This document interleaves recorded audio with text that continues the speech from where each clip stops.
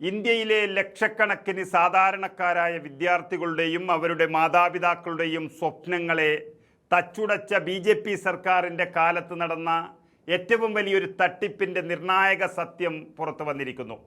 NEET UG. പരീക്ഷാ ചോദ്യപേപ്പർ ചോർച്ചാ കേസിൽ CBI ഇപ്പോൾ കുറ്റപത്രം സമർപ്പിച്ചിരിക്കുകയാണ്.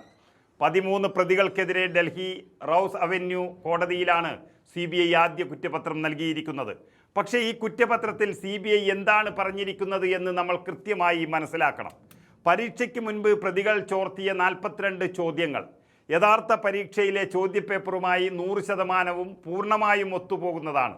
അതായത് ലക്ഷക്കണക്കിന് കുഞ്ഞുങ്ങൾ രാപ്പകലില്ലാതെ ഉറക്കമിളിച്ച് പഠിച്ച് പരീക്ഷ എഴുതിയപ്പോൾ ഇവിടെ ദല്ലാളന്മാരും BJP ഭരണത്തിന് കീഴിലെ ഉദ്യോഗസ്ഥരും ചേർന്ന് ചോദ്യപേപ്പർ ലക്ഷങ്ങൾക്ക് മറിച്ച് വിൽക്കുകയായിരുന്നു. 10 ലക്ഷത്തിനും 12 ലക്ഷത്തിനും ഒക്കെയാണ് ചോദ്യപേപ്പറുകൾ വിറ്റ് തുലച്ചത് എന്നാണ് അറിയുന്നത്. മങ്കിലാൽ, ബിവാൾ, യശ് യാദവ്, ശുഭം, കൈർനാൾ തുടങ്ങി വലിയൊരു മാഫിയ സംഘം തന്നെയാണ് ഇതിൻ്റെ പിന്നിൽ പ്രവർത്തിച്ചത് എന്ന് CBI തന്നെ പറയുന്നു.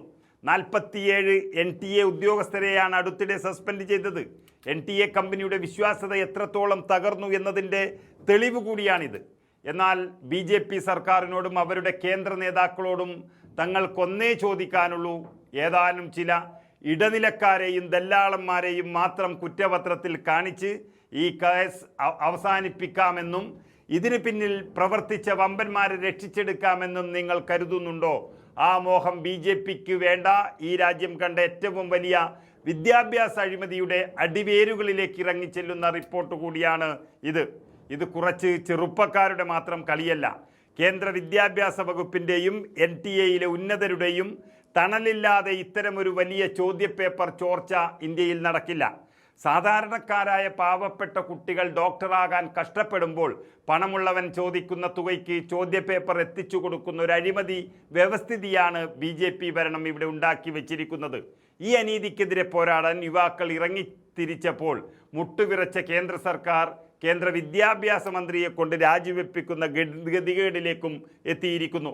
തങ്ങളെ ആർക്കും തടയാനാകില്ലെന്ന് പറഞ്ഞ BJPക്ക് മുന്നിൽ യുവത്വം നെഞ്ചുവിരിച്ചു നിന്നു. റിപ്പോർട്ടുകളും 3-4 പ്രതികളെ മുന്നിൽ ഇട്ടുകൊടുത്തുകൊണ്ടോ മാത്രം ഈ പ്രശ്നം ഒതുക്കാമെന്ന് കരുതിയെങ്കിൽ നടക്കില്ല. കുട്ടികളെ തല്ലിച്ചതച്ചിന് കണക്ക് ചോദിക്കാൻ ഇറങ്ങിയ പ്രതിപക്ഷത്തിന് മുന്നിലും കേസ് പിൻവലിക്കാമെന്ന് പറഞ്ഞിട്ട് അറസ്റ്റ് ചെയ്യാനെത്തുന്ന പോലീസിനെ വിറപ്പിക്കുന്ന CJPക്ക് മുന്നിലും പിടിച്ചു നിൽക്കാൻ ഇനിയും നിങ്ങളെ കൊണ്ടാകില്ല.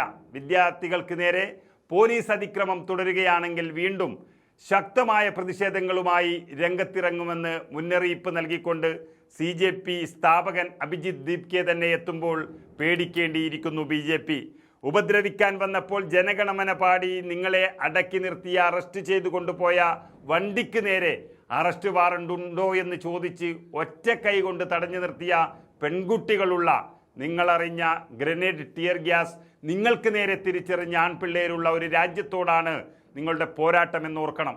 തോറ്റുപോകും നരേന്ദ്രമോദി. കേവലം 4 വരി റിപ്പോർട്ടിൽ രക്ഷപ്പെടാമെന്ന് ആശ്വസിക്കാൻ വരട്ടെ. കാലം നിങ്ങളുടെ സമയവും എഴുതി കഴിഞ്ഞിരിക്കുന്നു.